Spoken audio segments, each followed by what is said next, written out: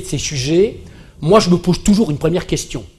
Parce que je pense que si on ne se pose pas cette question, on a un petit peu de mal parfois à bien comprendre le sens du film. C'est de se dire d'abord pourquoi, depuis quelques années, ces affaires-là sont aussi souvent transférées vers les tribunaux. Pourquoi? Eh bien, à mon sens, et rapidement, il y a au moins 3 débuts d'explication. La première, alors celle-ci, je pense que vous le savez tous, mais je ne la rappelle que pour mémoire, mais c'est quand même important de le souligner, c'est tout simplement que nous vivons, depuis quelques années, dans une société, dans un univers social qui n'accepte plus les accidents. Et qui, d'une manière beaucoup plus générale d'ailleurs, n'accepte plus les atteintes à la santé. Qu'est-ce que je veux dire par là? Il y a encore quelques années, 10, 15 ans peut-être, l'opinion publique, et je vous rappelle au passage que l'opinion publique, ce n'est pas les ennemis, c'est nous. Eh bien l'opinion publique finalement, au nom du plein emploi, au nom du progrès technique, scientifique, médical, tout ce que vous voudrez, l'opinion publique finalement acceptait qu'il puisse y avoir de temps en temps un nombre entre guillemets socialement acceptable d'accidents, d'intoxication, de pollution. On n'arrêtait pas de répéter que c'était la rançon du progrès, qu'on ne faisait pas d'omelette sans casser des œufs, et donc finalement, qu'il y ait de temps en temps quelques catastrophes, c'était pas un vrai scandale, c'était dans l'ordre des choses, c'était normal. Eh bien, mesdames et messieurs, depuis 10 ans, ça, c'est terminé.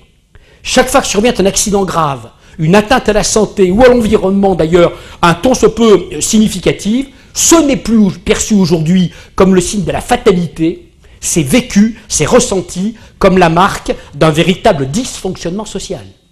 Et l'opinion publique exige des coupables. Et si c'est une catastrophe, des coupables, d'ailleurs, qu'on va devoir exhiber au journal de 20 h à la télévision.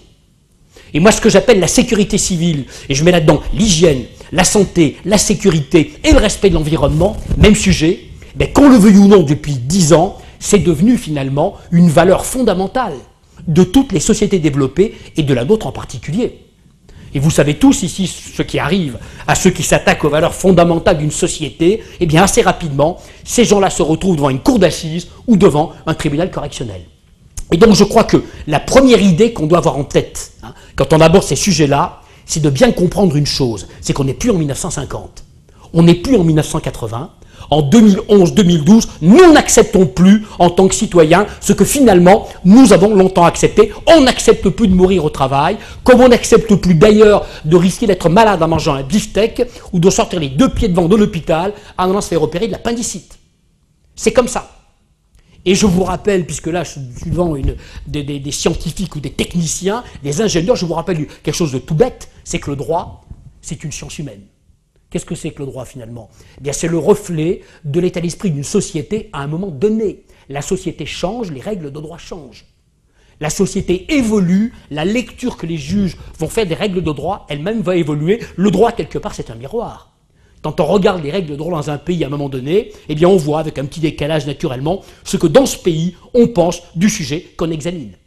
Eh bien, les problématiques de santé, de sécurité, de bien-être, de sûreté, pas besoin d'insister sur l'appétence de nos concitoyens pour l'écologie, le bien-être, eh bien, on va le retrouver, vous allez le voir, comme une espèce de ressac dans le champ du droit, et notamment dans l'évolution du droit ces dernières années sur ces problèmes de santé au travail. Et ça, c'est le premier facteur d'évolution, le monde a changé.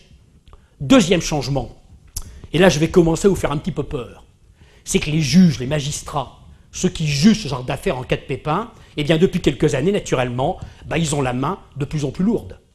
Pourquoi? Parce que les magistrats, ils lisent les mêmes journaux que nous. Ils regardent la même télévision, ils respirent le même oxygène, et pour eux aussi, la sécurité civile, c'est une valeur à défendre. Et depuis quelques années, lorsqu'ils sont confrontés à des négligences graves, eh bien, ils ont tendance, j'allais le dire, et je le dis, à taper de plus en plus fort. Je vous donne 2 chiffres pour illustrer ça. En 1974, dans l'année, il y a eu en France 2 condamnations de membres de l'encadrement à de la prison ferme à la suite d'accidents du travail. 2 en 1974.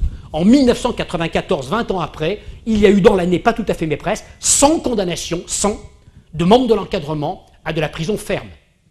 Alors quand je vous dis prison ferme, naturellement, je ne vous dis pas 20 ans de réclusion criminelle, je vous dis 1 mois, 2 mois, 3 mois, 6 mois. Vous devez savoir, on est entre nous, on peut se le dire, que depuis quelques années, dans les cas les plus graves, naturellement, attention, surligné de trait, en cas de je m'en foutisme avéré, de négligence hallucinante, eh bien aujourd'hui, on risque, sur ces sujets, d'être condamné à de la prison ferme.